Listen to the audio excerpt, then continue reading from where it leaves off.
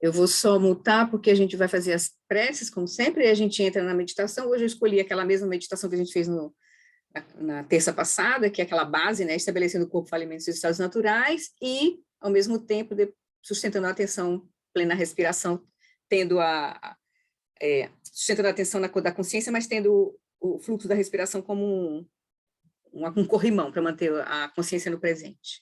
Essa base é essa que ele deu agora em 2021, né, no retiro de 2021. Então, acho bem importante a gente vai fazer essa... E aí a gente vai tentar iniciar o novo capítulo, mas vamos conversar um pouquinho aí sobre guarda, enfim. Então, tá. Deixa eu compartilhar aqui as preces.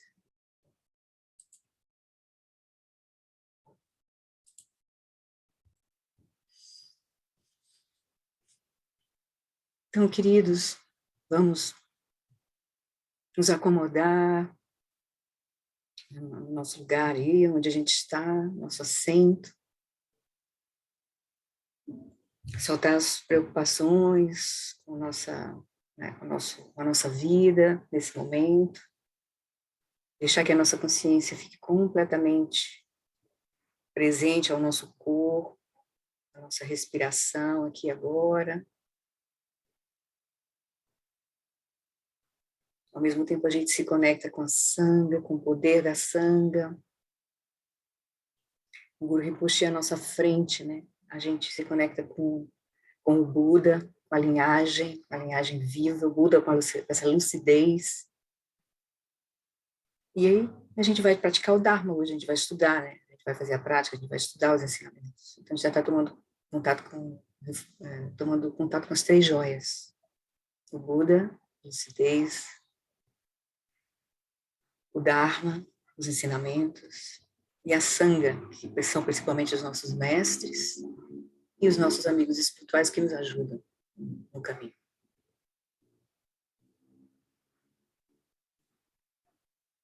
Então, na presença de Guru Rinpoche,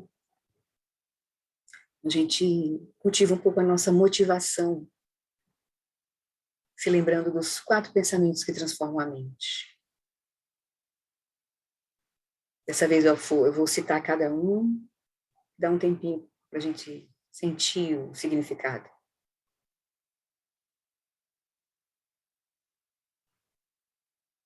Então, essa reflexão é um convite que o Buda nos faz para a gente iniciar o caminho.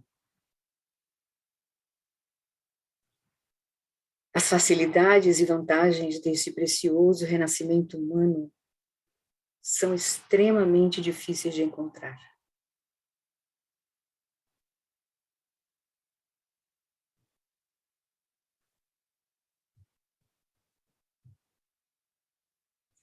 Todos que nascem e tudo aquilo que surge estão sujeitos aos fenômenos da impermanência e da morte.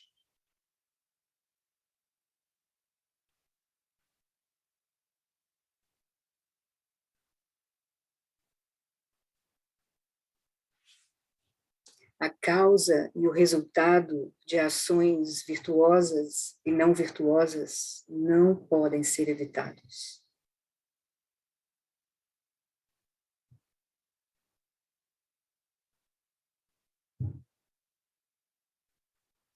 Que a natureza contínua dos 3 reinos do samsara é um oceano de sofrimento.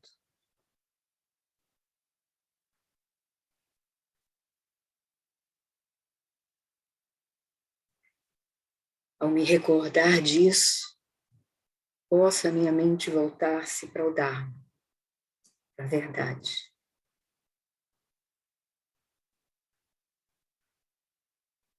E com essa aspiração de realmente cortarmos esse ciclo de sofrimento, que a gente começa a entender que é desnecessário, então a gente toma refúgio naquilo que vai nos ajudar a trilhar esse caminho de transformação da nossa mente, da nossa energia, do nosso coração e da nossa atitude.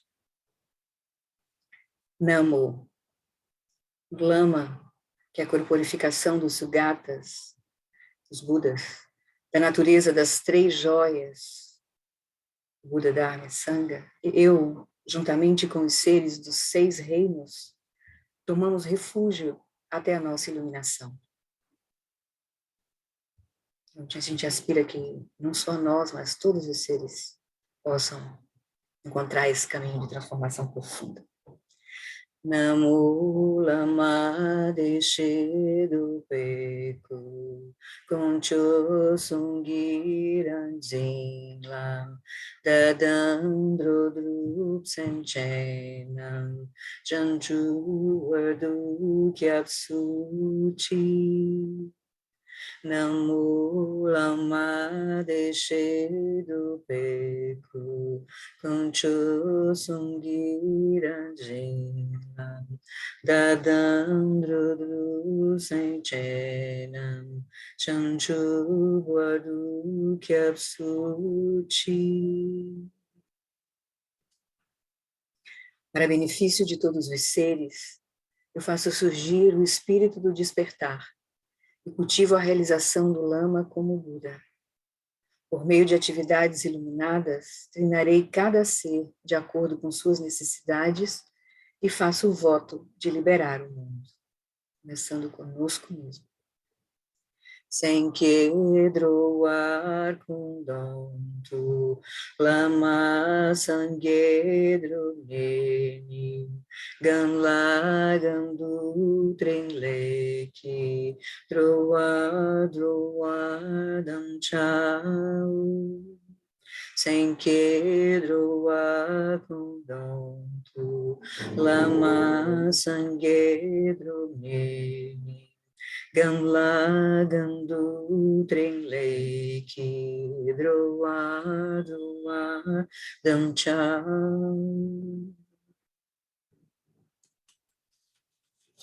Para que a gente possa se lembrar da nossa verdadeira natureza, a gente então evoca Guru Rinpoche, a presença de Guru Rinpoche na nossa frente, na nossa mente, no nosso coração, para que a gente possa realmente reconhecer, praticar e reconhecer a nossa verdadeira natureza, que é inseparável da natureza de Guru Rinpoche. Então, a gente pode imaginar Guru Rinpoche na nossa frente, irradiando para nós as bênçãos, que nos dá as iniciações de corpo, fala e mente, purificando no corpo os obstáculos do nosso corpo, da nossa fala e da nossa mente, para que a gente possa realizar Guru Yoga, que é reconhecer a nossa mente como inseparável da mente do Guru e de todos os Budas. Na fronteira noroeste de Odiana, no coração de um lótus, está sentado aquele renomado como Padmasambhava, que alcançou o espantoso supremo Siddhi e está cercado por uma hoste de muitas daquinas. Seguindo suas pegadas, dedico-me à prática. Por favor, aproxime-se e conceda as suas bênçãos. Guru Pema Siddhi Hum. Hum. Again, Ujang Sam Pema Gesadam Pulam Yansen Chagi Nudrunim Pema June Jesudram Kudu Tadru Mampekor Kiki Jesudadrukim Jenge Lopchir Shesu So Guru Pema Siddhi Again Yugi Nujan Sam Pema Gesadam Pulam Yatsen Chagi Nudrunim Pema June Jesudram Kudu Kandro Mampe Kor Kiki Jesu Dadruki Jengi Loptir Sheksu So Guru Pema Siddhi Hum. Então, a gente pode imaginar que Guru Rinpoche, então, nos concedeu as bênçãos de corpo, fala e mente, emanando as 3 luzes dos 3 pontos, para os nossos 3 pontos, testa, garganta e coração. E a gente convida Guru Rinpoche a vir para o topo da nossa cabeça, e ele, dissolvendo-se em luz, desce pelo nosso canal central e repousa na altura do nosso coração.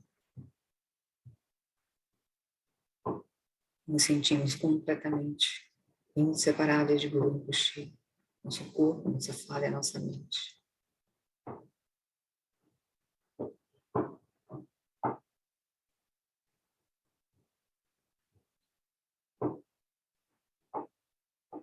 E com as bênçãos desse reconhecimento, a gente vai fazer a nossa prática de shamatha, cultivar a nossa mente. Então, por favor, procure uma posição confortável para a gente praticar por 24 minutos.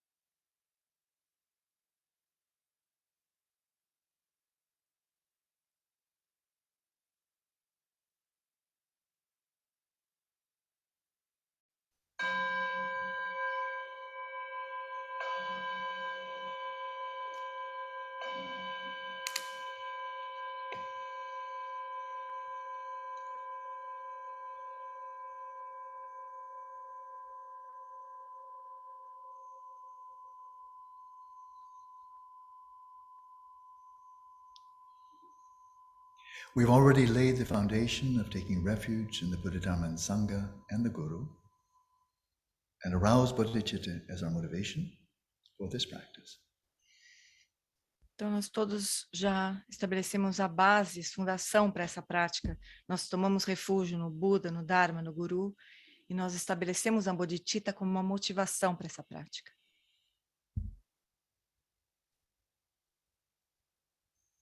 And with this motivation, I invite you now to let the locus of your awareness descend from where you probably feel you're located right now, up in your head, descend down into the body. Então, com essa motivação, nós então permitimos que a localização da nossa consciência, que nesse momento possivelmente está na região da cabeça, nós permitimos que a consciência desça pelo espaço do nosso corpo. Let your awareness descend right down to the ground, where your body is in contact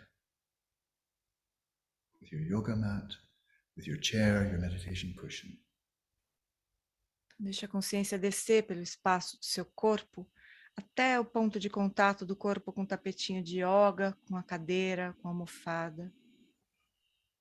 Without visualizing your body, without thinking about anything, simply be present with these tactile sensations of the earth element, sensations of solidity and firmness, where your body touches the ground. Então, sem visualizar coisa alguma, nós permitimos que a consciência desça até o contato com o elemento terra, com essa sensação de firmeza, de solidez. And then without again visualizing the body, simply allow your awareness to permeate this whole field of somatic sensations. Novamente, sem visualizar o corpo, nós simplesmente permitimos que a consciência permeie todo esse campo somático de sensações do corpo. Like sheet lightning illuminating the sky, let your awareness permeate this entire space of tactile sensations. Como a luz de um relâmpago que ilumina todo o espaço do céu, deixa a consciência permear todo esse espaço do corpo.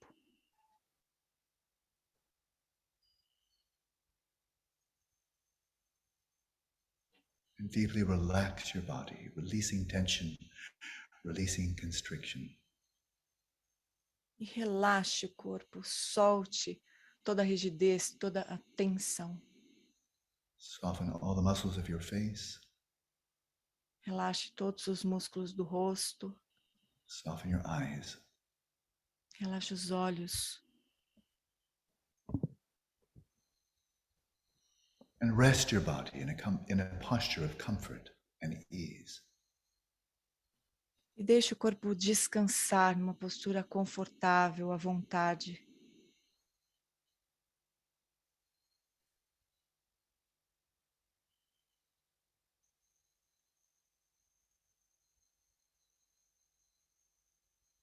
And whether you're lying down or sitting upright, let your spine be straight, and at least psychologically adopt a posture of vigilance, of clarity, being wide awake. E quer você esteja deitado ou sentado numa cadeira, deixe a coluna bem ereta e adote internamente, psicologicamente, uma postura de vigilância, de alerta, de desperta. In this way, you settle your body in its natural state, relaxed, still, and vigilant. E assim, você estabelece o corpo no seu estado natural, relaxado, quieto e vigilante.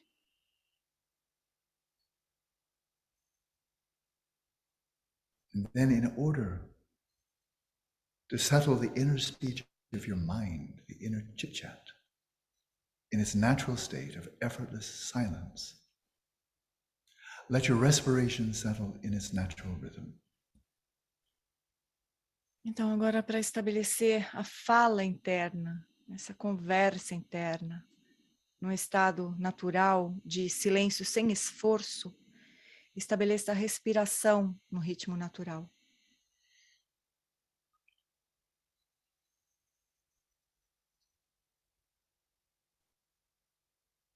You allow it to settle by relaxing so deeply with every out-breath.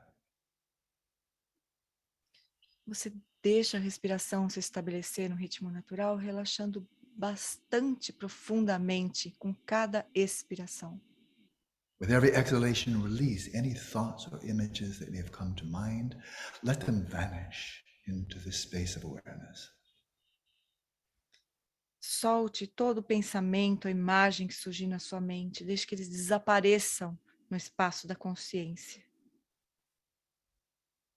With every out-breath, relax more and more deeply. Com cada expiração, relaxe cada vez mais profundamente. And without pushing the breath out, release it completely with every exhalation. Sem expulsar o ar, solte completamente o ar a cada expiração.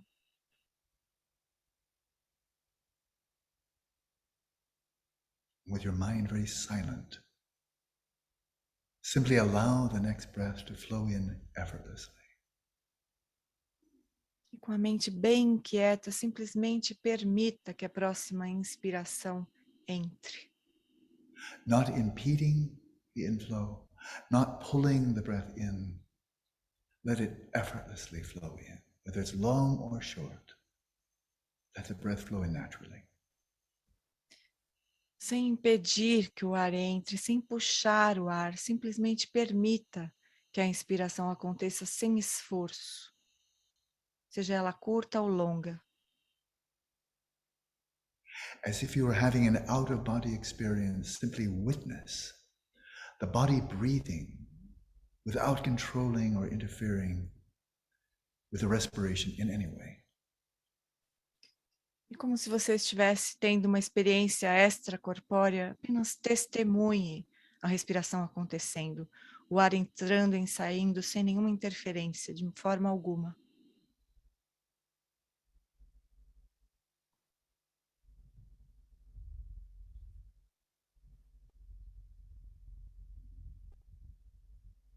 And then we turn even more inward to the mind and rest your mind utterly loose and relaxed. E agora nós nos dirigimos mais para dentro ainda. Nós relaxamos a mente, deixamos a mente bem solta, bem clara. Let your awareness come to rest right where it is, without directing it outwards or inwards or anywhere at all. Deixa a consciência repousar exatamente onde ela está, sem dirigir nem para dentro e nem para fora. Simply be aware of being aware. Simplesmente tome consciência de estar consciente.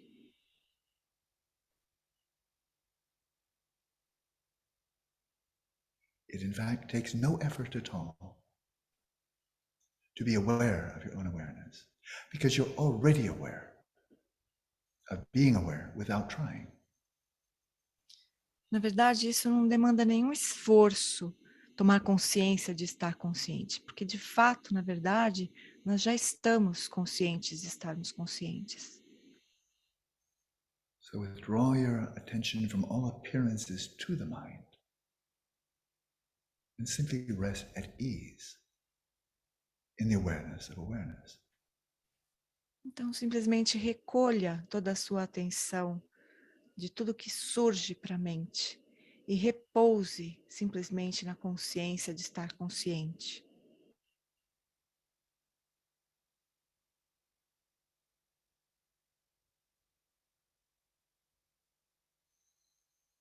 Just rest there. Awareness resting in its own place, holding its own ground. Apenas repouse, deixe a consciência descansar na própria base, se sustentando na própria base. Rest there without being distracted outwards, either to any appearances to your five physical senses or to appearances arising in your mind. Rest without distraction. Descanse sem se distrair com as aparências externas para os 5 sentidos e nem com as aparências internas que surgem para a mente. Apenas descanse.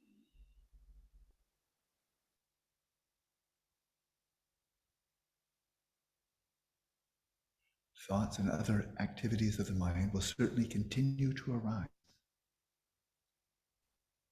Os pensamentos e as outras atividades da mente certamente continuarão surgindo. Let them arise, Deixe que surjam, but without appropriating them, without grasping to them. mas sem se apropriar deles, sem se fixar a eles, Without identifying with them. sem se identificar com eles. Rest your awareness without distraction outwards to appearances and without grasping to any of these subjective activities of the mind. Simply be present with them without appropriating.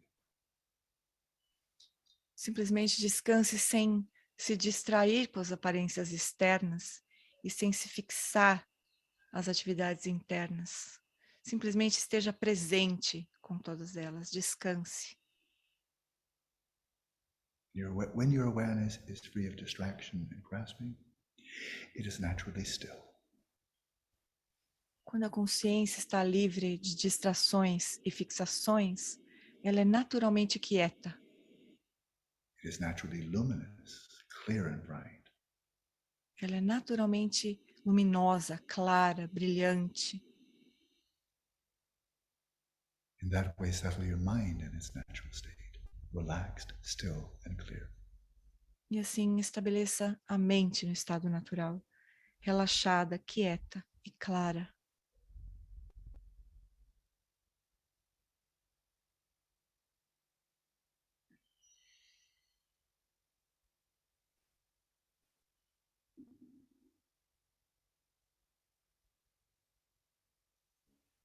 And now, while continuing to rest in the stillness of your awareness, just peripherally, note the rhythm of your respiration. E repousando continuamente na quietude da consciência, perifericamente apenas note o ritmo da respiração.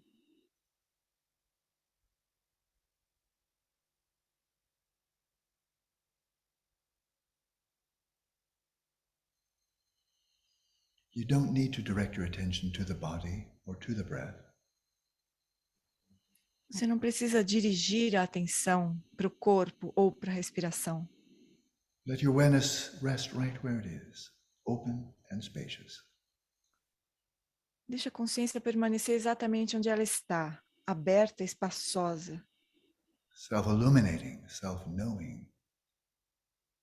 iluminando a si mesma, conhecendo a si mesma.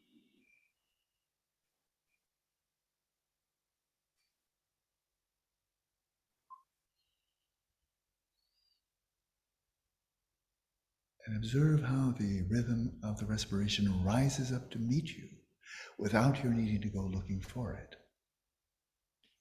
Perceba como o ritmo da respiração vem ao seu encontro, sem que você precise sair em busca dele.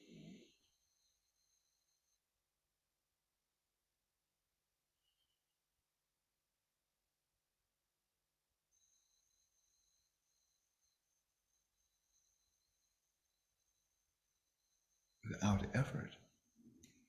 You're aware when the breath is flowing in, when it's flowing out.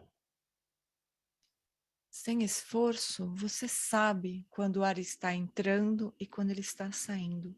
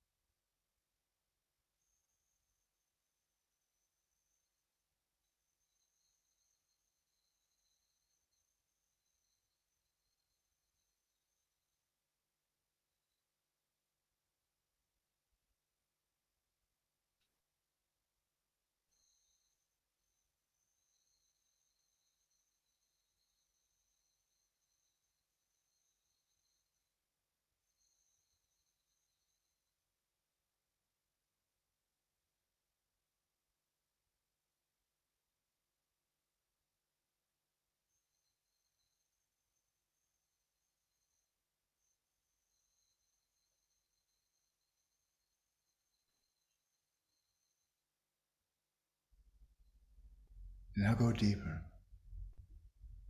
With every out breath, more and more deeply, more and more subtly, relax your body. E agora vá mais profundamente. A cada expiração, relaxe mais profundamente o corpo. Relaxe da forma mais sutil.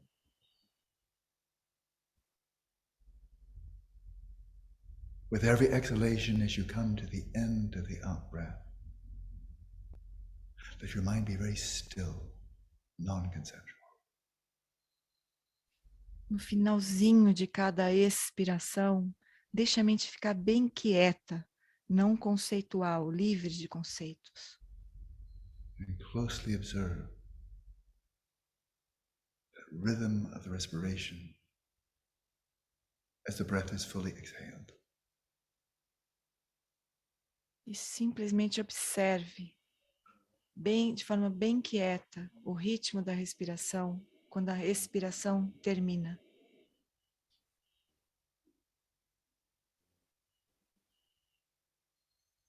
And following the end of the out breath, there may be a pause, or maybe not. E talvez, após o fim da expiração, haja uma pausa. Talvez não. Sooner or later, that next breath will flow in, and it will do so effortlessly. Mais cedo ou mais tarde, a próxima inspiração irá entrar. E você apenas permite que ela entre.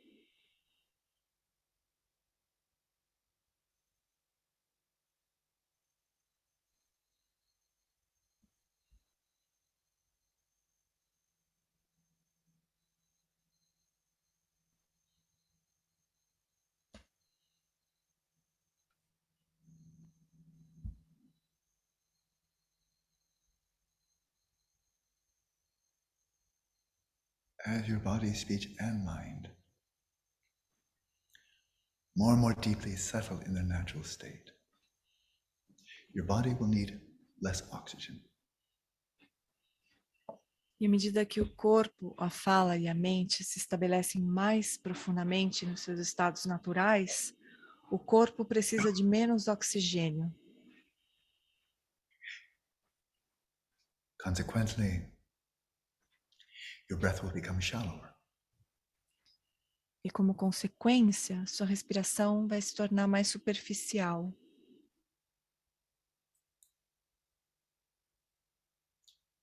Do not inhibit the breath in any way. Não iniba a respiração de nenhuma maneira. Also, don't give any effort to breathing in or out. Mas também não faça nenhum esforço para inspirar e expirar.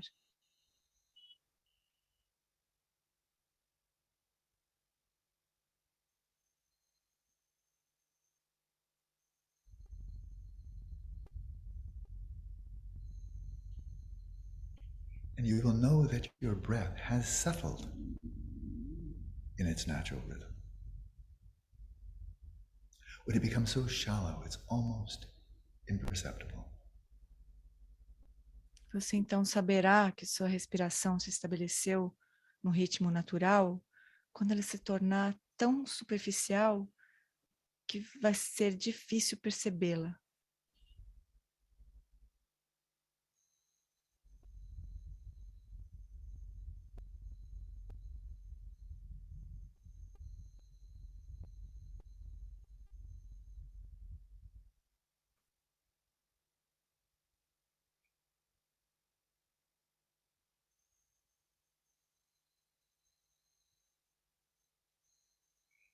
See for yourself, when your respiration has now settled in this natural, sustainable rhythm, the breath is shallow. E veja por The frequency of your respiration may settle into a rhythm of about 2 seconds during in-breath, 2 seconds during out-breath. See for yourself. E veja por si mesmo que quando a respiração se estabelece num ritmo natural e sustentável, a frequência da respiração é mais superficial. Veja por si mesmo se ela não se acontece em 2 segundos na inspiração e 2 segundos na expiração. Don't try to make it so. Não tente fazer com que isso seja assim. Don't try to make your breath short Não tente fazer com que a respiração seja mais curta or shallow. ou mais superficial. As your breathing gradually settles in its natural state, sometimes the in-breath may be long, sometimes short. The body will work itself out. The body will balance itself by way of the respiration. Let it be. Simply observe it without intervention. Quando a respiração se estabelece no ritmo natural, às vezes ela é longa, às vezes ela é curta. O corpo busca seu próprio equilíbrio sozinho. Você não precisa interferir, apenas testemunhe.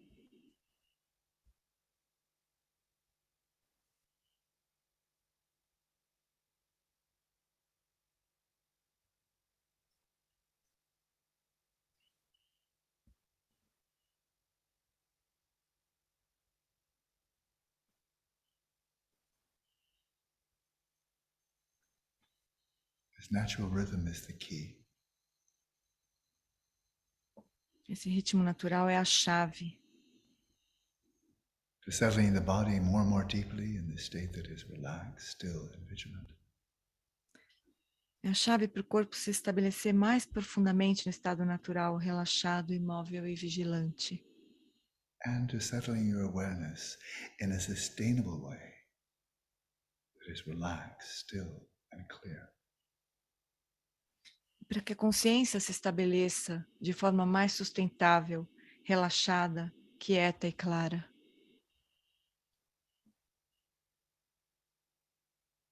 So allow the respiration to settle in its natural rhythm. Então, permita que a respiração se estabeleça no ritmo natural. and continue to rest effortlessly in this self-illuminating, self-knowing flow of awareness. E continue repousando nesse fluxo de consciência que se auto-ilumina e autoconhece.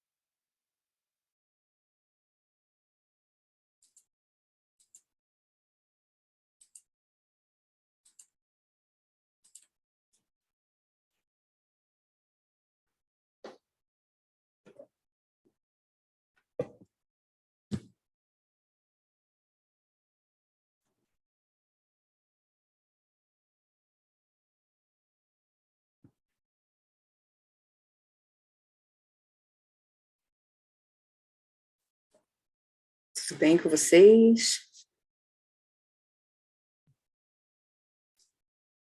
A sua chuvarada aí está também aqui na mente. Pensamentos.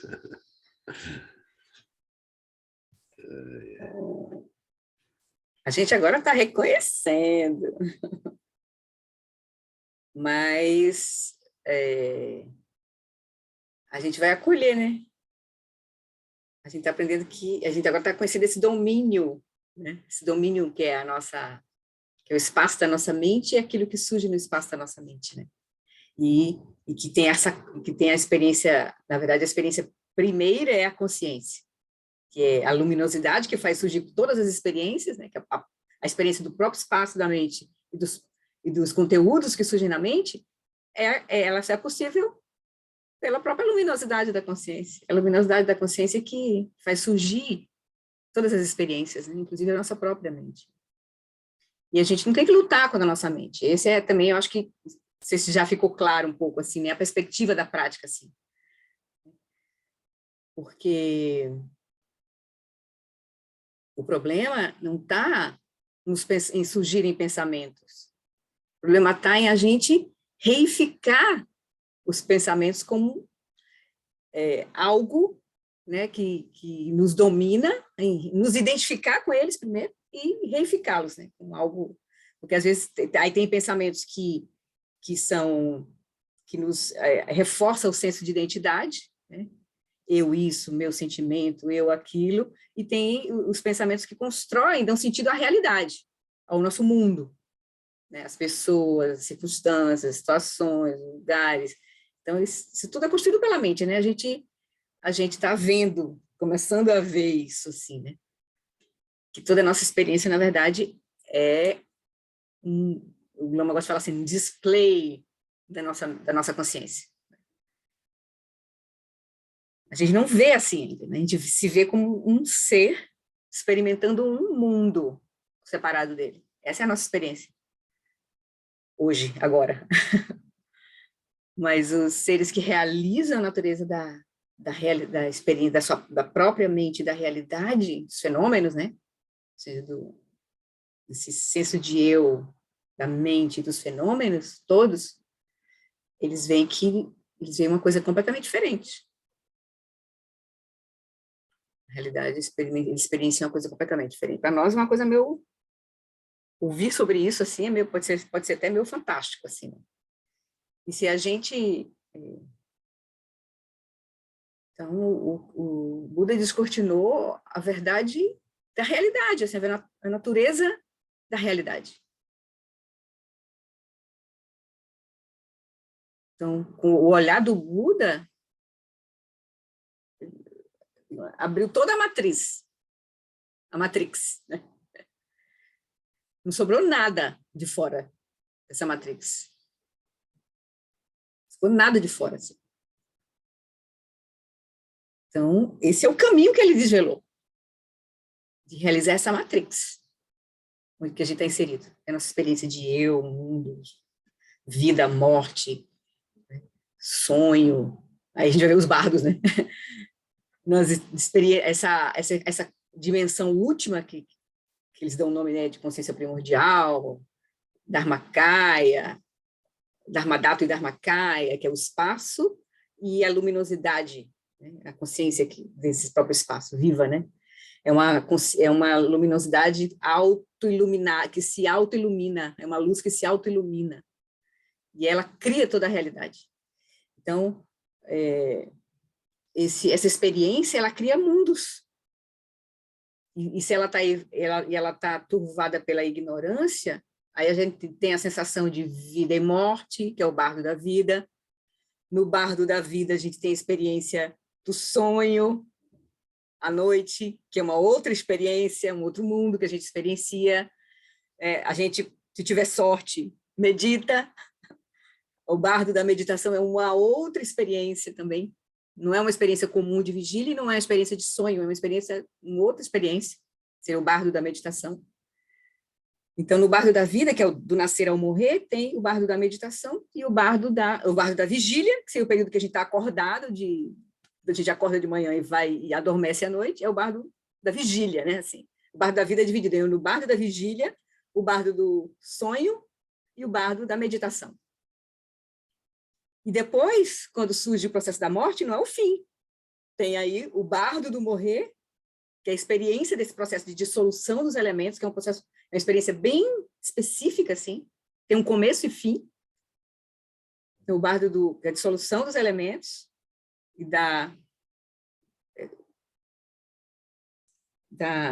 o recolhimento de toda essa experiência para a base, e depois, que aí é o bardo do morrer, depois vem o bardo ele vai chamar aqui, o bardo luminoso da realidade última, que aí seria o surgimento da dimensão última para nós, assim, uma oportunidade de a gente experimentar o Rigpa, num processo Ele falou que seria o bardo do vir a ser. Não, esse é o seguinte, ainda tem outro ainda. É o seguinte, tá. Depois do bardo do bardo luminoso da realidade última, que é a oportunidade, o bardo da clara luz, que até as pessoas se referem na experiência de morte de ver uma luz assim, né? Então a experiência da clara luz é como se a gente em shamatha, tendo atingido o shamatha, que é recolhida na nossa mente, né, dissolvida na consciência substrato, que é esse, a gente vai ter aquela, como a G está lembrando aos domingos, né? A gente vai estabilizar, né, a atenção plena unifocada na quietude e movimentos, né, da mente, unifocadamente. Com isso, a gente vai ter uma maestria nessa prática, vai ser uma atenção plena iluminadora ali, vai ver isso claramente, essa experiência.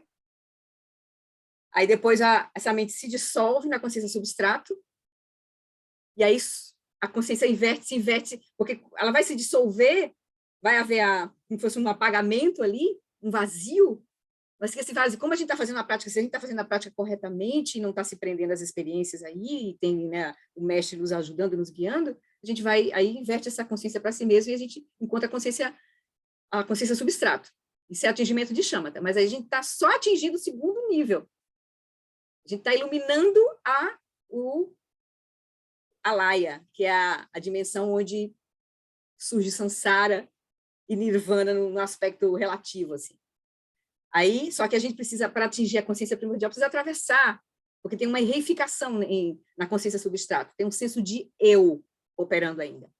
Tem uma dualidade, tem a consciência experimentando o substrato. Então, tem uma dualidade ainda operando. Aí, para atravessar para a Rigpa, que é a consciência primordial, então tem um processo aí. No momento da morte, a gente vai obter a gente vai encontrar esse momento da prática aí, de shamatha, de atingir a consciência substrata e ter a oportunidade de acessar a consciência primordial, que é essa clara luz. No momento assim que termina, né, que a morte se dá, a dissolução se dá, como se fosse encontramos, né, chegamos em alaya, aí daí surgiu o bardo luminoso da realidade última. Só que para a gente experimentar isso com consistência, precisa ter familiaridade.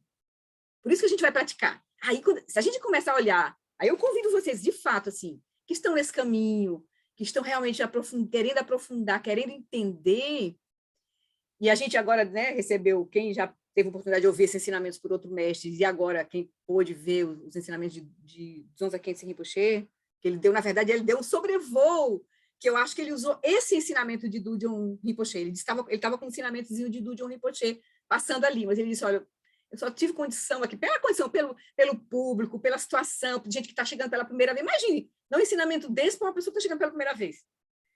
Ele tem que ser muito cuidadoso com as palavras, ele não queria usar termo técnico, né, para dar conseguir numa palavra, num lugar, num ensinamento aberto, que não era para alunos deles, praticantes que estão aprofundando, é diferente, né? Mas para dar para um público assim aberto, ele, né, deu em 3 dias seguidos, né, assim, 2 horas de ensinamento cada dia, ele teve que fazer milagre um pouco para falar uma coisa muito profunda, usando palavras que comuniquem com a nossa experiência sem usar jargão budista. É realmente um desafio, assim. Mas o texto que ele usou, eu estava acompanhando, eu estava vendo, ele estava citando, assim, ele citava claramente o que estava escrito aqui. Está nesse texto aqui, ó, nesse livro de... Deixa eu só mostrar aqui, eu tenho aqui uma... Deixa eu... Só um minutinho. Compartilhar. Eu não vou ler nem nada, é porque na verdade, hoje eu estudei esse texto assim um pouco, mas eu não, esse texto assim não é para a gente compartilhar assim, né? Assim, é uma coisa que a gente vai ter o mérito de surgir, né? O momento adequado também para a gente ouvir. Deixa eu, só um minutinho, estou meio enrolada aqui. Ah, não, peraí. Sorry. Share. Aqui. Falando com vocês. Ó, o livro é esse aqui, ó. Conselhos do Meu Coração. Ai, a foto não ficou bem aqui. De Dudjom Rinpoche. Editora Macara. Vocês encontram na internet. Ele não tem e-book, eu olhei, ele não tem e-book, ele só tem realmente, acho que é o Gompa que vende. Assim. A editora Macara é do Gompa, né? Shagdu, o Centro Shagdu. Uma introdução ao bardo. Um ensinamento oferecido por ocasião da iniciação dos 1000 Budas associada com a sadhana do ser nobre e compassivo, o Senhor do Espaço. Então, aqui ele vai falar, eu não vou ler, né? Eu vou mostrar para vocês isso aqui. Já foi dito que toda a doutrina de Buda poderia ser resumida no ensinamento sobre os 6 bardos. Então, todo o Dharma está resumido aqui nesses ensinamentos. Então, assim, se vocês que já tiverem essa benção de receber de alguma forma, ou já ouviram, porque eu acho que o Lama Santa, inclusive, já deu esse retiro com esse texto aqui do John Limpa, assim, explicando os 6 bardos, né? Mas está lá no livro, o livro está aí, é publicado. Esse livro é maravilhoso, de Dudjom Rinpoche. Dudjom Rinpoche, vocês sabem, né? Foi o mestre do Shagdu Rinpoche, que foi o mestre do Lama Santa, e do Gyatro Rinpoche, que é o mestre do Alu Wallace. E Dudjom Rinpoche é a emanação de Dudjom Limpa. Então, esse livro é muito rico, assim. Ó, o livro é Conselhos do Meu Coração. Pense no néctar que está aqui, né? Nos textos que está aqui nesse livro. Então, se vocês se interessarem, né? Eu acho que é um bom livro para vocês terem, assim, que estão aprofundando aí nesse caminho. É uma linguagem bem boa, assim, bem tranquila. Aí ele vai dizer aqui, só para a gente ter noção, isso que eu estou falando aqui, né, os bardos. Já foi dito que a doutrina do Buda poderia ser resumida no ensinamento sobre os 6 bardos. O Dharma de Buda é vasto e profundo, porque a nossa confusão é vasta e profunda, e essa dimensão é tão inexprimível, tão sutil, porque a gente está experienciando uma condição tão grosseira, afastada dela, que ela parece uma coisa assim, impossível de ser atingida, né? Mas, na verdade, é a nossa natureza, né? Os mestres que têm capacidade são yogis mesmo, vão nos levando para esse lugar, como o Lama Alan está levando a gente para reconhecer a consciência. Mas a gente precisa lidar com todos os nossos obstáculos, nosso condicionamento, porque o que nos prende é o nosso condicionamento. Nós estamos o tempo todo num processo de sustentar uma realidade deludida, um sonho criado pela nossa mente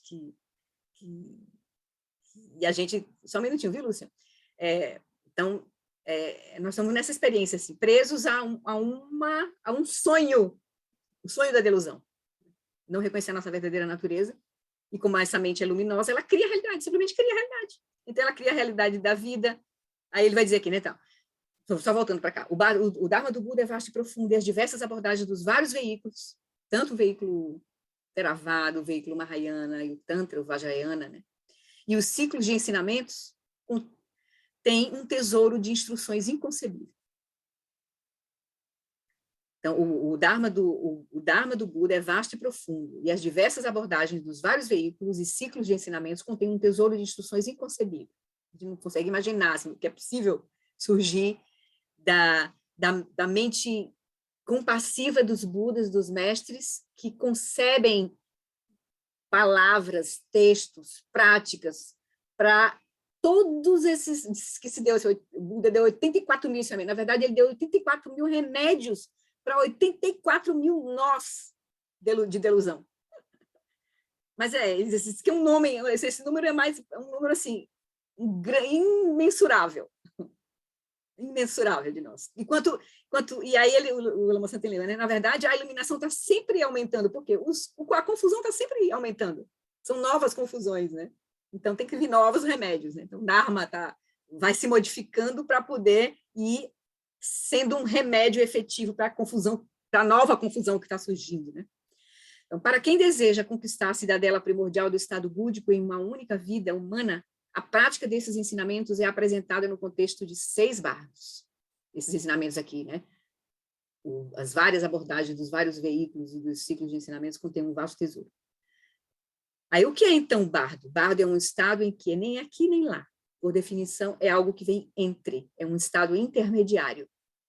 Os 6 bardos são o bardo natural desta vida, que é entre o nascimento e a morte, o bardo alucinatório do sonho, que é entre o adormecer, né, e o acordar, o bardo da absorção meditativa, que é quando você senta para praticar e aí mantém a mente, ele vai até, na verdade, ele vai descrever aqui, não vou ler, mas ele vai descrever. O bardo da absorção meditativa pode ser descrito como o período em que estamos em absorção meditativa. Ele termina quando saímos desse estado. É chamado de bardo porque não é como uma corrente comum de pensamentos deludidos, nem é como a percepção dos fenômenos durante a vida. É um período de estabilidade meditativa, um estado de concentração tão fresco e imaculado quanto o céu. É como um oceano sem ondas. Quando a gente está experimentando essa quietude da consciência, em meio ao movimento das aparências, nós estamos no bardo da meditação, é isso que ele está querendo dizer aqui. É impossível permanecer nesse estado quando a mente está repleta de pensamentos, ou mesmo quando está ocupada com as correntes mentais subjacentes mais sutis, misturadas e entrelaçadas como fios. Então, assim, aí o bardo da absorção meditativa, o bardo doloroso da morte, o bardo luminoso da realidade última e o bardo kármico do vir a ser. Aí ele vai explicar aqui esses... Lúcia levantou a mão, desculpa, Lúcia. Cadê a Lúcia? Acabou que você respondeu, porque eu tinha dúvida, eu tenho dúvida, né, sobre o bardo da meditação. Aí você colocou está em absorção meditativa. Eu ficava tentando fazer um paralelo naquela classificação da revolução da atenção, nos 9 níveis. Sim. Qual seria o momento, qual daqueles níveis que atingiria esse bardo da meditação, né? Não, todo momento que a gente está mantendo aqui, está encontrando esse lugar de quietude da consciência, mantendo a quietude da consciência em meio ao movimento da mente, nós estamos na meditação. Quando a gente perde essa condição, a gente sai da meditação. A gente pode até estar sentado, mas a gente está seguindo os pensamentos. A gente não está na absorção meditativa, a gente está seguindo os pensamentos, a gente não está meditando. A gente pode estar sentado, bonitinho, assim, parecendo que está meditando, mas não está meditando. A gente está, né, tá criando a realidade ali. Entendeu? Perdeu a sua absorção, perdeu a atenção plena, a consciência. E a consciência se moveu, foi arrastada, saiu desse se eu me lembro direito, parece que o Dzongzar falou entre o momento em que eu não me distraio até o momento que eu me distraio. Isso, exatamente. No momento da consciência, que você está consciente, e até a distração. Isso. É o bardo. Pronto, esse é o bardo da meditação. Né? Então, não é apenas sentei ali. Não, isso tudo é preparatório, mas porque a gente vai amadurecer para chegar nesse lugar, né, que é exatamente a gente está cultivando na fase 1 dos ensinamentos que a gente está dentro do Jolima, nós estamos cultivando a absorção meditativa, permanecer nessa completa quietude em meio ao movimento das aparências, sem se deixar arrastar. Essa é a experiência da meditação mesmo, né? Então é legal, assim, eu convido vocês só estou dando a dica, quem quiser dar uma olhada, é assim, estonteante. Aí ele vai descrever o processo, o momento da morte, vai descrever esses processos seguintes em detalhes, assim. É incrível, assim. Aí você vai checando esses ensinamentos, por exemplo, quem está tendo aqui de Gudjon Limpa, detalhado, assim, tudo detalhado. O que ele está dizendo aqui é perfeito, exatamente isso. Está aqui resumidinho, né? Mas aí a gente vai vendo outros mestres falando de outras tradições, né? Kagyu, Nyingma, né? Que estão realmente olhando de forma profunda para a mente e a consciência, eles vão encontrar essas experiências. Então é legal a gente ver a correspondência, assim, porque a gente vai ganhando confiança, né? É um caminho que os yogis descortinaram. E eles estão falando com propriedade. E uma tradição está falando, outra ali tradição, outra está falando, então é muito interessante, a gente vai tendo confiança, né? Então é isso, só para querer dar esse feedback, porque eu fiquei... E é um ensinamento, esses ensinamentos 6 bardos dão um gás, uma gasolina, assim, para nossa energia, para nossa prática, vai fazendo sentido, tudo vai fazendo sentido, assim. Nossa, é impressionante, assim. Impressionante. Impressionante. Então, se a gente quiser despertar mesmo, a gente tem a bênção de ter esse caminho, assim. Mas não é fácil, porque a gente está muito enroscado na Matrix. Na Matrix da delusão, do autocentramento, do gosto e não gosto, das preocupações mundanas, né? E aí, voltando para o nosso texto, né, do Lama Ala, que a gente está estudando, né, o budismo tibetano, a gente, agora, nesse capítulo 9, né, que a gente encerrou, né, justamente se lembrar, né, Lama trouxe a gente para ver, a gente está vendo as 3 etapas do treinamento, né, visão, meditação e depois conduta. Então, a partir da visão, ele nos apresentou as 4 nobres verdades. Verdade do sofrimento, a natureza do sofrimento grosseiro, o sofrimento sutil e o sofrimento todo pervasivo, que é a ignorância. Aí, as causas do sofrimento, como é que isso se dá, como é que a ignorância constrói a lucidez, que é a nossa base, ela pode vivenciar essa experiência de engano, as causas do sofrimento.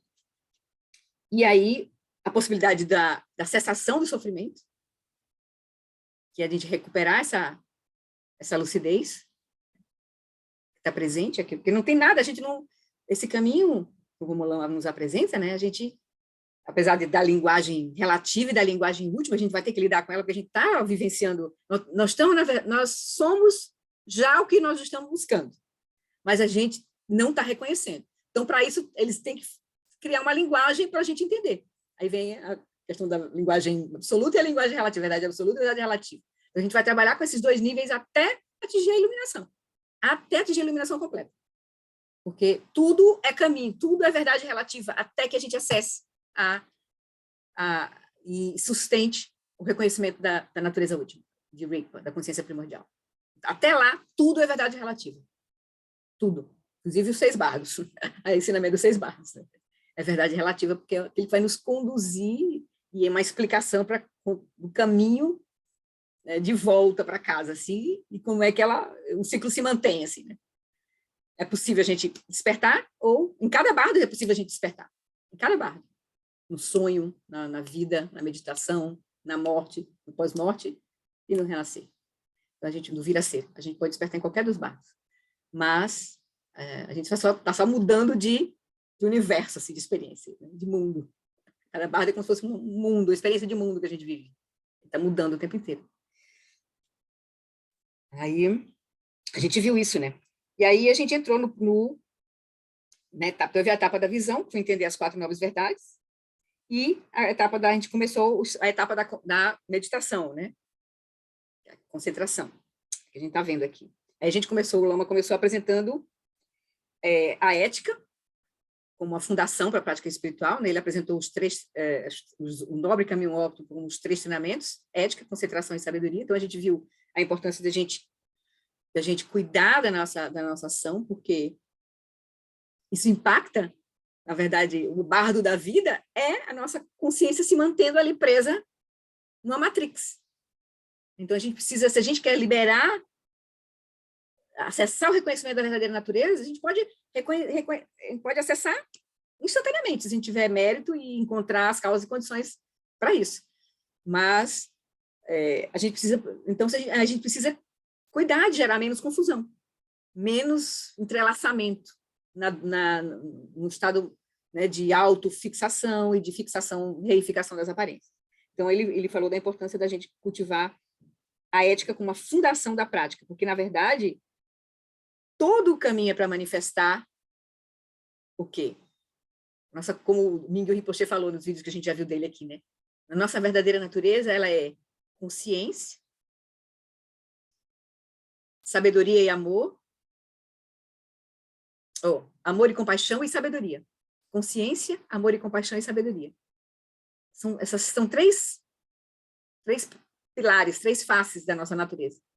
Então, ela é consciência, mas ela é sabedoria, amor e compaixão, e ela é sabedoria. Isso é inseparável. Como é um diamante que tem esses 3 aspectos, assim. Então, a ética é ligada a esse aspecto do amor e compaixão, que é manifestar um bom coração. Então, a lucidez que tem esses 3 pilares, consciência pura, amor e compaixão e sabedoria, é natural, é um caminho. O amor e compaixão também é um caminho. Por isso que agora, no próximo capítulo, Lama vai dar entre Shamatha e Vipassana, ele vai dar uma gota, assim, de bondade amorosa. Exatamente enfocando esse aspecto da gente cultivar essa qualidade, porque essa qualidade é a qualidade da lucidez também. A lucidez é amor e compaixão, é consciência pura, é sabedoria profunda, é insight. Então, a gente viu isso, porque também a gente não se prender, a gente pode se prender, por exemplo, na etapa de Shamatha. Eu peguei um pedacinho aqui do Felicidade Genuína, onde ele vai começar a falar sobre bondade amorosa, ele destaca aqui, então, antes da gente começar, então, pegar o iniciozinho do texto do capítulo 10, deixa eu compartilhar aqui esse iniciozinho do capítulo onde ele vai tratar sobre, na parte 3 do Felicidade Genuína, cultivando um bom coração. E o primeiro, ele vai cultivar a bondade, ele vai cultivar nesse capítulo as 4 qualidades incomensuráveis. Bondade, ele começa com bondade amorosa, depois compaixão, depois alegria e equanimidade. Essas qualidades do coração. Aí ele vai dizer, então vou ler aqui para depois a gente mostrar o esqueminha que G fez, que é para a gente se conectar, né? Então nós estamos aqui na etapa do caminho, as práticas que a gente vai usar para a gente despertar. Então, no caminho da meditação, que práticas a gente pode usar? Porque não é só Shamatha, a meditação não é só Shamatha. Shamatha é uma etapa, é um tipo de prática que a gente vai fazer, né? Importantíssima, mas ela não é a única prática. Então, ele vai dizer, quando começamos a experimentar os benefícios da meditação Shamatha, com a serenidade e a clareza que ela traz à mente, para o bem ou para o mal, a gente vai ver a nossa mente, como o Paulo estava dizendo aí, né? Essa chuva de pensamentos, de movimento. Então, ele vai dizer, então, quando começamos a experimentar os benefícios da meditação Shamatha, com a serenidade e a clareza que ela traz à mente, ficamos tentados a focar exclusivamente essa prática. Mas a tradição budista nos encoraja a estender a prática espiritual para além dos limites da calma interior. Então, a calma interior é uma etapa importante, necessária, mas ela não tem um fim em si mesma. Aí tem o perigo da gente se apegar aos benefícios que essa prática traz. Porque todas as práticas vão trazer algum benefício. Senão não tem sentido a gente fazer. Então, no caso de Shamatha, a gente vai ter uma paz, uma calma. A gente pode, né, querer ficar meio aí. Então, há alguns anos, quando era intérprete em uma das conferências, isso é o Lama Alam falando, quando era intérprete em uma das conferências do Instituto Mind and Life, com Sua Santidade Dalai Lama e um grupo de cientistas da cognição, Sokni Rinpoche, que é um dos irmãos do Mindyo Rinpoche, filho do Tuku Urgyen Rinpoche, um mestre, então, quando ele estava lá então nessa conferência do Mind and Life, que é aquele instituto, né, que foi criado sob assim, a aspiração do Dalai Lama, do Varela, e aí se criou esse diálogo, né, com dos contemplativos e os cientistas. Então estava lá Sua Santidade Dalai Lama e um grupo de cientistas da cognição. E aí Sokni Rinpoche, irmão do Mindyo Rinpoche, um mestre de meditação tibetano altamente respeitado, era um dos convidados. Certa noite, ele e eu nos sentamos e discutimos a difusão do budismo no Ocidente. E ele comentou sobre algumas das desvantagens de se fixar à prática de shamatha.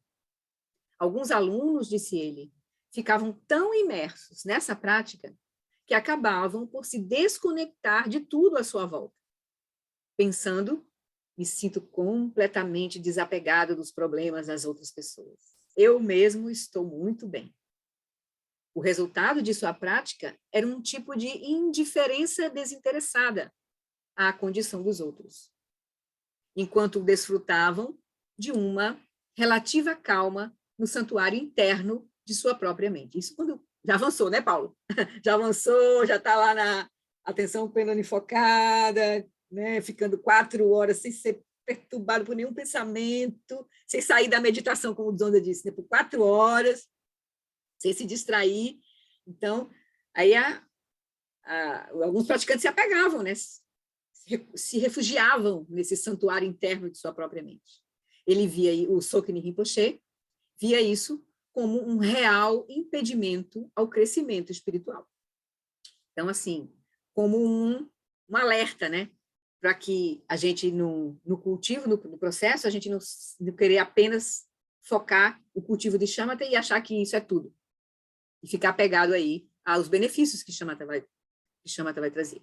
Deixa eu só trocar aqui trocar o livro aqui. Diz um tibetano. Então,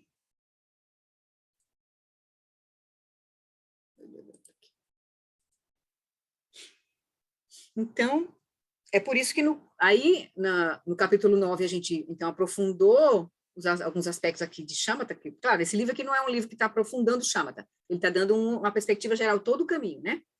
Mas, no que o Lama trouxe para nós, aqui no cerne do que o Lama trouxe para nós, a gente entendeu quais são, o que a gente vai cultivar em shamatha, né?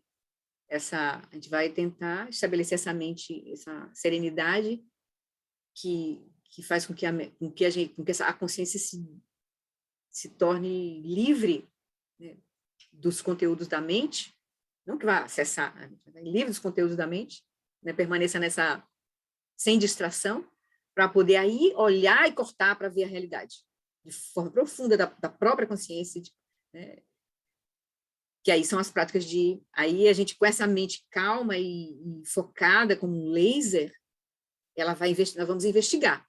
O capítulo seguinte, o 11, o Lama vai trazer as práticas de insight, dentro da abordagem aqui que ele está trazendo do caminho Theravada, que nós estamos aqui ainda no caminho individual, o Lama ainda não falou sobre o Mahayana, não falou sobre o Vajrayana, ele vai falar ainda mais à frente. Nós estamos ainda aqui no caminho, nós querendo nos livrar do sofrimento, entender o processo e começar a trabalhar conosco mesmo. Claro, com um relativo cuidado, como agora a gente vai olhar, para as nossas relações, porque a gente sabe que a gente não está sozinho no mundo, as nossas relações interferem na nossa própria prática, por exemplo.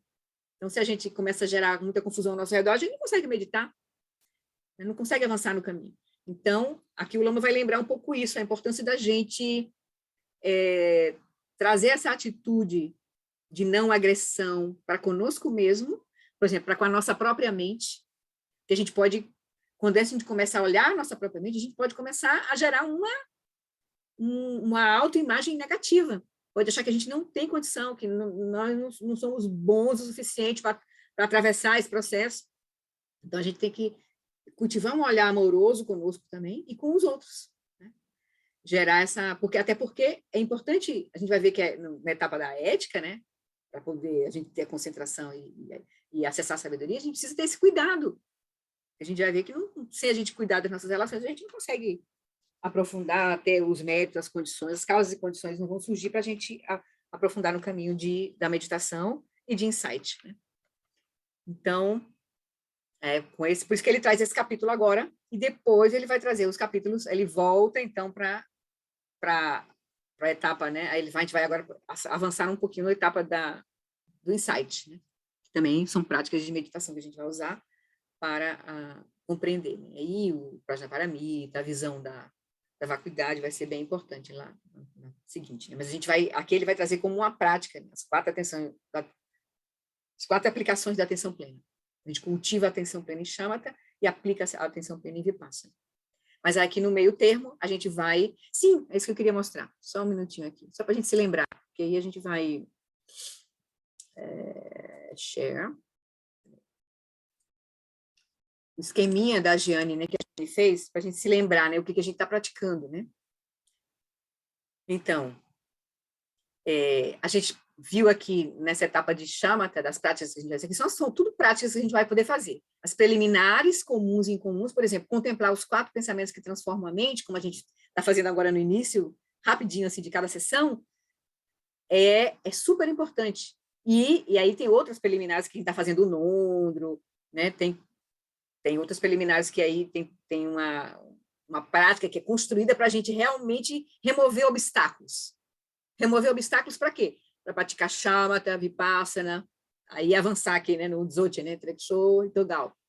E além das preliminares que vão nos ajudar a remover os obstáculos para começar realmente as práticas meditativas, cultivo da atenção e da aplicação da atenção, ou da visão aqui, a gente também tem as práticas do cultivo do coração, que são essas práticas ligadas às 4 qualidades incomensuráveis. Cultivar compaixão, amor, alegria, equanimidade, que vão lidar ao quê?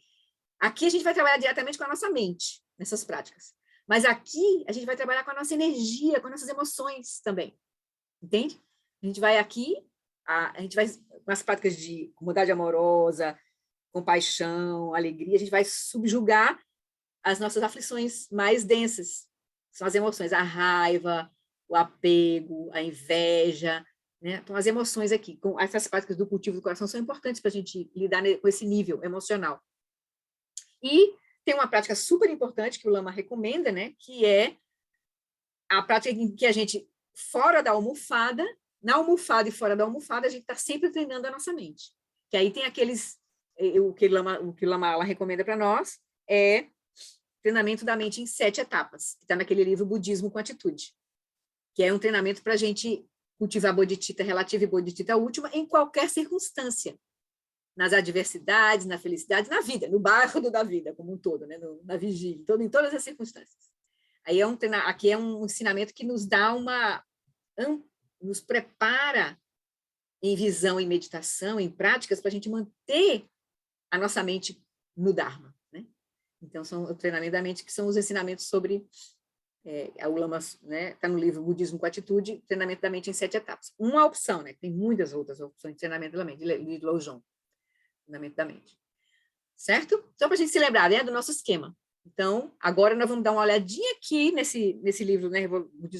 Tem vários livros do Lama, tem um livro específico que ele traz, né, as 4 qualidades incomensuráveis, que ele foca essas práticas aqui. No Felicidade Genuína, tem o capítulo 3, como eu mostrei agora, que ele vai falar das práticas com mais detalhes, né, de como cultivar bondade amorosa, compaixão, alegria e equanimidade, certo? Então, só para a gente se localizar no nosso roteirinho aqui de estudos. Então, vamos lá para o capítulo, a gente começar o capítulo de hoje, o novo capítulo. Então, bondade amorosa. Capítulo 10. O cultivo da bondade amorosa é perfeitamente adequado ao mundo agitado em que vivemos. Claro, nós estamos sempre em relação, né? Nós não vivemos isolados, nós estamos em relação. Então, essa prática gera uma qualidade de mente que deseja o bem-estar dos outros e, ao mesmo tempo, aumenta profundamente a capacidade de alcançarmos o bem-estar em nossas próprias vidas. Então, na hora que a gente cultiva, porque nós estamos inseparados, a gente vê que a gente é interdependente, para não dizer inseparável, porque aí é só a visão de Ripa que vai ver isso. Mas a nossa visão, a gente vai ver que nós somos interdependentes. Não adianta eu querer estar bem se o meu entorno não está bem. Né? Então, querer o bem-estar dos outros também é um fator que nos traz um bem-estar. Entende? Então, quando a gente cuida do bem-estar dos outros, a gente alcança também o maior bem-estar em nossas próprias vidas. Em vez de focarmos um estado equilibrado de paz mental, que seria só o cultivo de shamatha lá, né? Essa é uma meditação discursiva sobre a bondade amorosa, né? Que penetra mais profundamente as causas de nossas insatisfações e as transforma. E a gente vai ver o que ele vai dizer aqui mais à frente, né? O que impede a bondade amorosa são as emoções aflitivas. Porque se a gente não tivesse emoções aflitivas, a mente do Buda, como o Lama Santen gosta de mostrar lá, tem as 10 qualidades: compaixão, amor, alegria, equanimidade, generosidade, moralidade, paciência, concentração e sabedoria. Tem as 4 qualidades incomensuráveis e as 6 perfeições. É uma manifestação natural da mente livre de engano, livre da delusão, livre da ignorância. Não tem outra coisa para manifestar que não as qualidades. Então, elas são... Aqui a gente vai cultivar porque a gente está sob o efeito da delusão. Mas quando a gente... Qual é a bondade última? É a gente se liberar da ilusão. Porque a gente se liberou da ilusão, a nossa manifestação é bondade amorosa, é amor, é compaixão, como o Miguel Ripoche disse. Nossa verdadeira natureza tem esses 3 pilares, consciência pura, amor e compaixão e sabedoria. Então, aqui a gente está falando da bondade amorosa como uma prática, porque a gente está dentro de uma perspectiva operando com a mente em delusão. Mas, e aí é importante que a gente cultive, que a gente vai usar todos os meios, né, para remover os obstáculos, né, que impedem que esse coração todo amoroso, né, se manifeste, que é o coração de todos os Budas. Né? A essência da nossa mente é essas qualidades. Da mente lúcida, né? É essas qualidades. Então, aí ele vai dizer, então, que aqui, em vez de a gente ficar focando no equilíbrio da paz mental, a gente vai usar o pensamento, a gente vai usar a meditação analítica, a gente vai refletir, como, por exemplo, os encontros que a gente tem com o Geshe Pende, né? O tempo todo usando a mente para refletir e ver as vantagens e desvantagens do nosso comportamento. Isso é uma meditação analítica. Então, as práticas do cultivo das 4 qualidades envolvem a meditação analítica, envolve o pensar, né, o pensar. Ele vai dizer. Então, é uma meditação discursiva que penetra mais profundamente as causas de nossas insatisfações e as transforma. Ela nos oferece uma maneira de entender as distorções da mente e de neutralizar essas distorções por meio de uma atitude de bondade amorosa que brota da pureza essencial da mente. Então, a gente vê, quando a gente está estudando com o Geshe Pende, por exemplo, que ele é um expert em usar essa técnica, né? Em usar o raciocínio, por isso que ele é um Geshe, né? Ele é um erudito dos ensinamentos, ele sabe usar, ele treina essa mente clara, que vê claramente, assim. Então, só a clareza, ela já desbloqueia um monte de confusão. Né? A clareza desbloqueia um monte de confusão. Então, é uma abordagem, é um tipo de abordagem que a gente vai usar no caminho. Outra abordagem super importante é o cultivo do calmo repousar, que é as práticas ligadas a shamatha. E depois, com o shamatha, unido a shamatha, vem vipassana, aí é o insight que o laser que atravessa a confusão mesmo. Mas precisa de shamatha aí. União de shamatha e vipassana. E no meio tempo aí tem a meditação analítica que faz nos ajuda. Nos ajuda a compreender a vacuidade, nos ajuda a compreender um monte de coisa, né? A meditação analítica. Que é a nossa mente, né? O intelecto.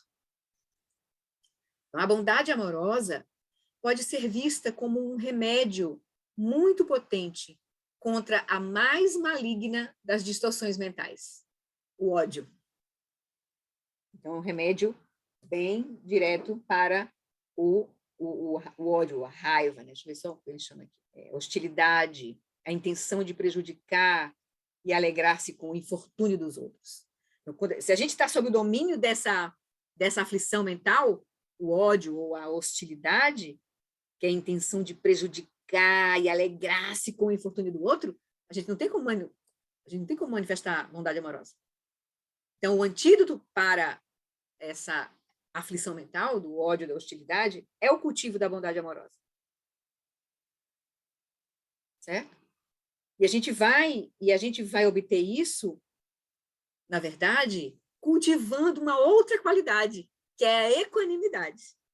O cultivo da equanimidade faz com que a hostilidade diminua e surja a bondade amorosa. Interessante. Na verdade, ele termina esse capítulo com a gente refletindo sobre a impermanência que vai gerar realmente uma equanimidade. Assim. Então, vamos ver aqui. Então, após dissolver, então a gente vai cultivar a bondade amorosa, pode ser visto como um remédio muito potente contra a mais maligna das distorções mentais, o ódio. Após dissolvê-lo, a bondade amorosa é também capaz de neutralizar as outras distorções. Muitas pessoas dão valor à raiva, argumentando que sem a sua impetuosidade não seríamos plenamente humanos. Ele vai falar um pouco mais à frente. Colocando de lado essa discussão sobre a raiva agora, por hora, acho que assim, todas as emoções têm uma função, têm a sua função. Elas são energia. Claro que a gente não vai cultivar um modo de ser que é apático, que é, né, assim, tá tudo bem. Não é assim. Então, as emoções, elas têm a sua função, mas só que usualmente, essa energia, ela está operando com a delusão, com um autocentramento e com uma oposição, ou com um desejo de manter, né, que é o apego, ou com oposição, que é a aversão, ou com desejo de manter as pessoas, circunstâncias, seja o que for. Então, aí tem uma distorção. Mas a gente vai ver, quando a gente purifica a raiva, a energia da raiva se transforma na sabedoria da luminosidade, a sabedoria do espelho. Então, é a mesma energia, só que aí ela tá purificada. É uma energia, a luminosidade é uma energia que vê as coisas, que toma atitude, né? A energia do próprio Buda, dos mestres, né? Tem luminosidade, tem um fogo assim, né? Então, mas aí, quando ela está sob a lente da delusão, da ignorância, ela se transforma em raiva. Aí ela é danosa, essa energia, né? Então, muitas pessoas dão valor à raiva, argumentando que sem a sua impetuosidade não seríamos plenamente humanos. Colocando de lado essa discussão sobre a raiva, que ele vai retomar mais à frente um pouquinho, por ora, acho que todos podemos concordar que o ódio é uma outra questão. Então, aí ele está diferenciando um pouquinho, que tem a raiva, que ela pode ser útil, e tem o ódio que realmente é inútil. O ódio só causa confusão.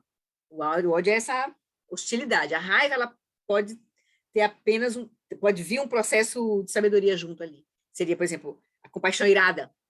Você tomar uma atitude para barrar a negatividade. Tem uma força ali, tem uma impetuosidade ali, né? Então, aí as pessoas confundem essa impetuosidade como uma sabedoria, assim, entende? Essa raiva, coloca raiva como uma resposta sábia, né? Mas não é bem assim, né? Tem um detalhe aí na raiva, tem delusão na raiva. Quando ela não tem delusão, ela é compaixão. Pode ser uma compaixão irada, mas ela é compaixão. Mas aqui ele está falando do ódio, né? Realmente aqui tem a vontade de, como ele descreveu aqui a hostilidade, a intenção de prejudicar e alegrar-se com o infortúnio dos outros. Aqui ele está falando do ódio, né? Que aí a gente vai cultivar a bondade amorosa para superar essa maldade, esse ódio. A raiva ele vai retomar mais à frente com uma aflição mental que ele vai dizer que ela pode ter um aspecto positivo, mas pode ter normalmente ela está operando com um aspecto negativo. O ódio é simplesmente uma expressão da maldade. O ódio gera desprezo, hostilidade, ressentimento e agressão. E a experiência tem provado que aqueles que ficam tomados pelo ódio acabam causando uma tremenda dor e destruição a si mesmos, bem como aos seres sencientes ao seu redor. Então, a gente que está cultivando a nossa mente, com certeza, a gente não quer manifestar isso, essa maldade. Né? E se por acaso a gente perceber que ela vem por uma condição kármica nossa, aí faz sentido, aí que a gente precisa se pegar com as práticas para cultivar a bondade amorosa por nós mesmos e pelos outros, né? Ele vai dizer, a prática, dá para a gente seguir um pouquinho aqui, acho que dá para a gente ler esse tópico, e aí depois na próxima a gente aprofunda. Então, bondade amorosa dirigida a si mesmo.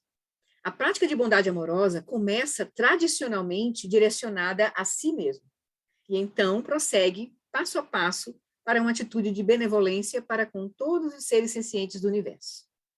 Então, aí é uma coisa bem importante, principalmente para nós ocidentais. O Lama vai comentar aqui em vários momentos, aqui, não sei se nesse texto ele vai comentar, não me lembro agora aqui, mas é que a gente normalmente tende a gerar uma autoimagem negativa de nós mesmos.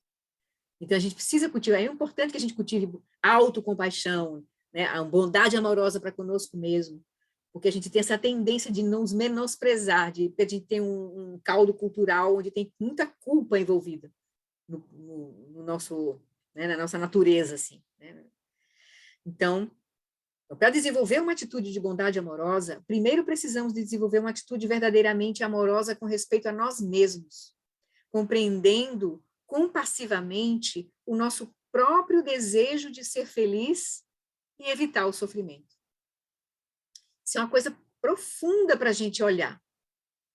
A gente realmente faz essa pergunta para nós, assim, a gente se pergunta, a gente olha, a gente conhece o que nos move, qual esse nosso desejo de ser feliz, né? O que a gente aspira como felicidade, né? E o que a gente tem clareza que deve evitar para não sofrer, não gerar sofrimento, a gente tem essa clareza. Então, tem até uma meditação que o Lama conduz isso. Talvez na próxima semana seja interessante a gente fazê-la.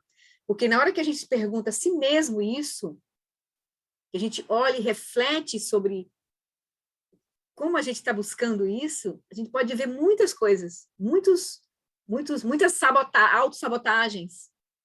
E uma autossabotagem que a gente faz conosco e com os outros. E uma sabotagem que também transforma em sabotagem aos outros, entende? Então, é interessante a gente olhar, refletir sobre isso.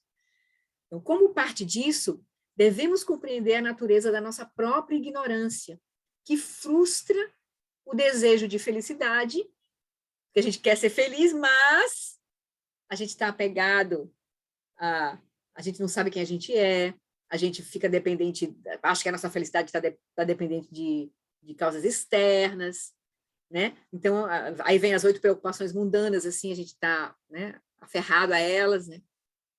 E sem a gente compreender a natureza da nossa própria ignorância, que frustra o desejo de felicidade, e em seu lugar traz sofrimento.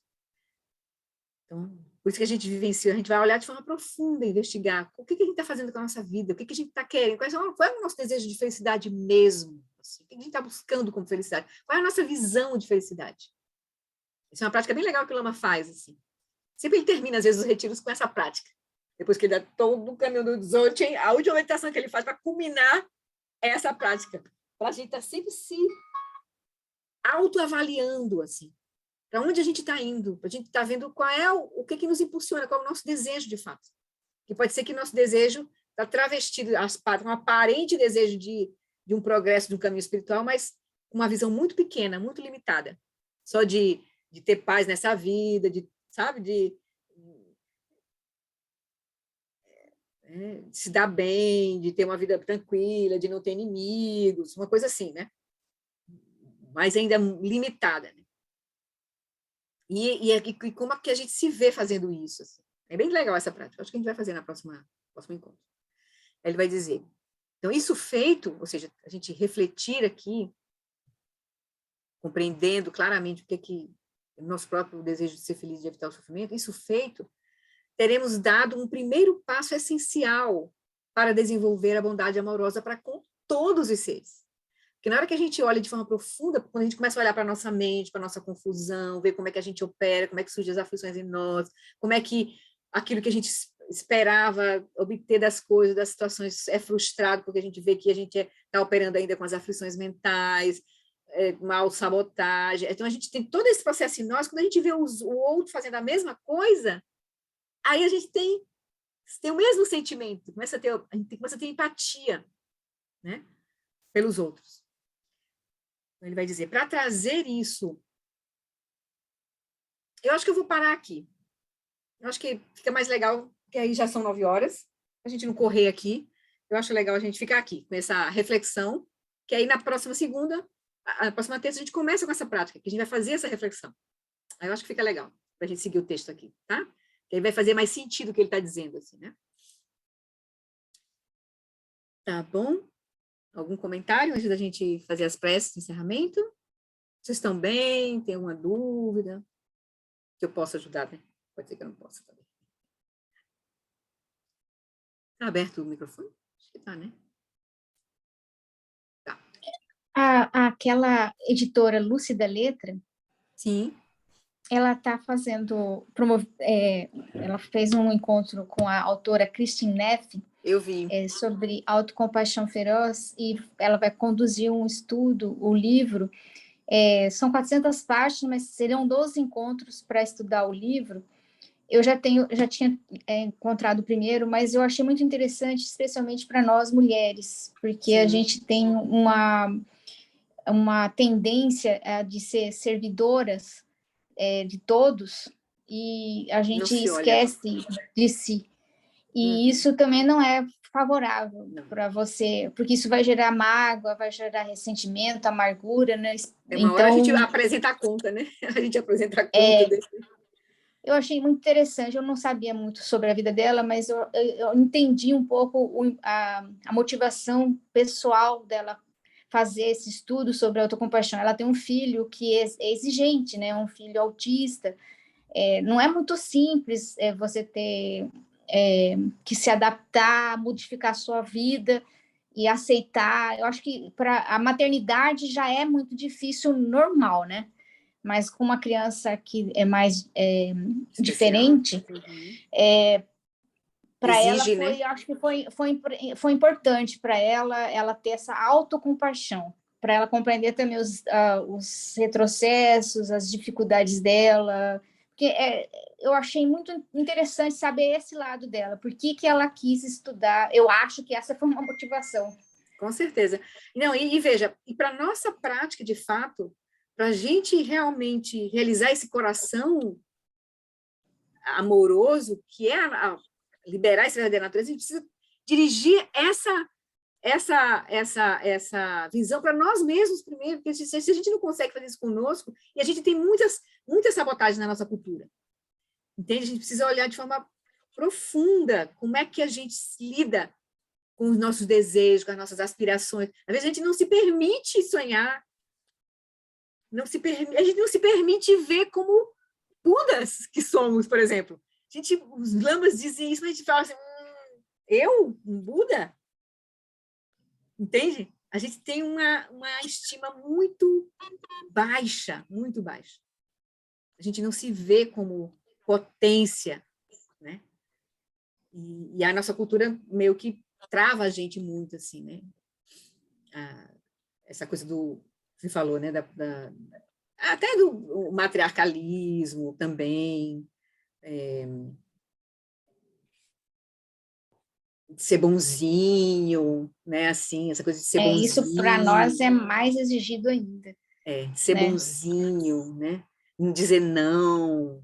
Tem gente que não consegue dizer não, né? Assim, a pessoa sofre, cria um inferno em torno de si, e porque não está vendo qual é o cerne da coisa. Ela não está se permitindo, ela não está se amando, né? Então a pessoa a gente projeta. Se a gente quer projetar sabedoria, amor, compaixão, essas qualidades, nós temos que ter essas qualidades, ser essas qualidades. Né? E, às vezes, pela nossa vida, pela nossa história, pelos nossos traumas, pode ser muito difícil para nós. Né? Pelas circunstâncias que a gente vive.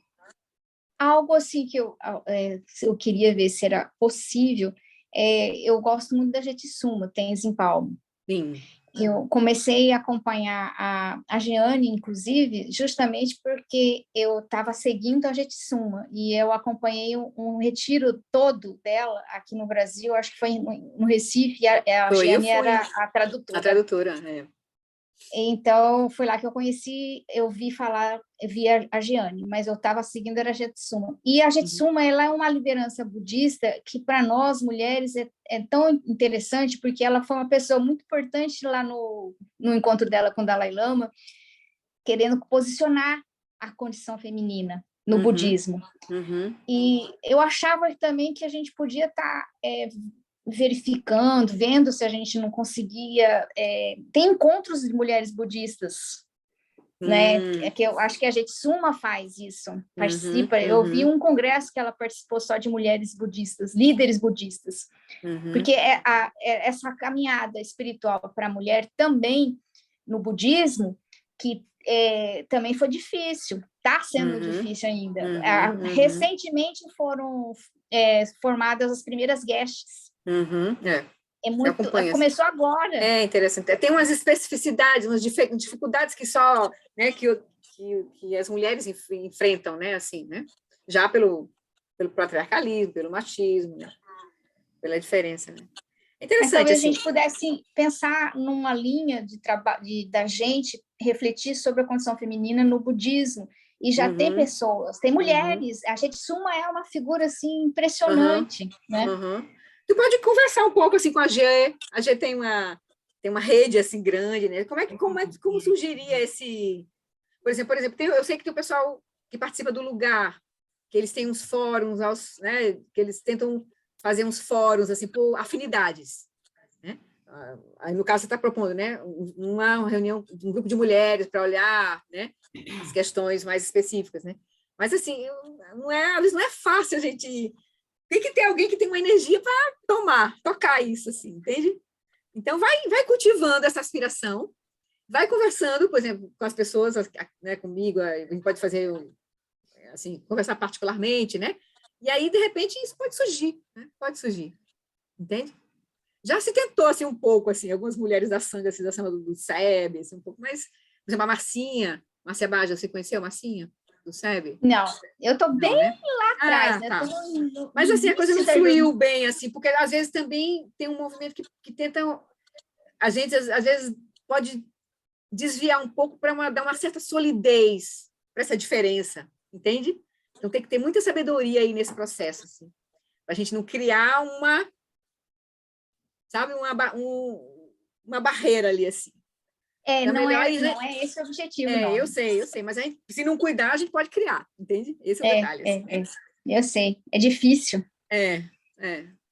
Tá bom. Então, queridos, eu acho que por conta do horário, eu estou vendo gente com a mãozinha assim, já dizendo, vamos meditar, vamos fazer a prece. Então, vamos fazer a dedicação, e aí eu fico mais um pouquinho se alguém quiser conversar. Então, deixa eu só... Preces, where are you?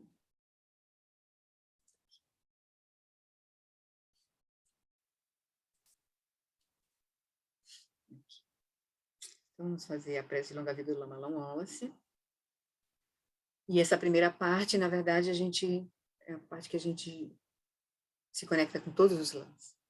Tongpa tuando je chanchen da gyal kun san zing pema karai tenzin kebu shape tempa dan zetri ni da chindu tse wazi takudrula jampe chachen pa que zandra menantendiu tsi kyam ala wala si zedrapa i que buchem pzapetendiu chi zanglin chi da ke panupcho Sugel teni otavutse zepa.